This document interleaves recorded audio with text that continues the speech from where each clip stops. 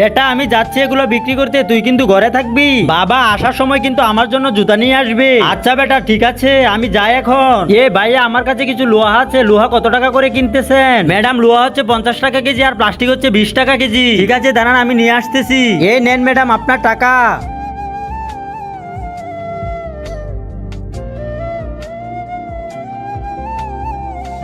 আরে ওই বাঙ্গারে ওলার তো টাকা পড়ে গেছে। আরে স্যার এই টাকাটা আপনি নিয়ে নেন না। আরে বাবা আমার জন্য কি তুমি জুতা কিনে নিয়ে আসছো? আরে বেটা আমার কাছে যা টাকা ছিল সবগুলো রাস্তায় হারিয়ে গিয়েছে, এটার জন্য আমি তোর জন্য জুতা কিনে আনতে পারি না। ও আচ্ছা বাবা কোনো ব্যাপার না। ভাইয়া নেন আপনার টাকা। আরে ভাই সাহেব আমরা টাকা পড়ে গেছে। দাঁড়াও, তোমার এই টাকাটা দেওয়া লাগবে না। আরে ম্যাডাম কেন? ও তো সারাদিন কষ্ট করে কামাইটা রোজগার করেছে। আরে ভাই এই তো কিছুদিন আগে।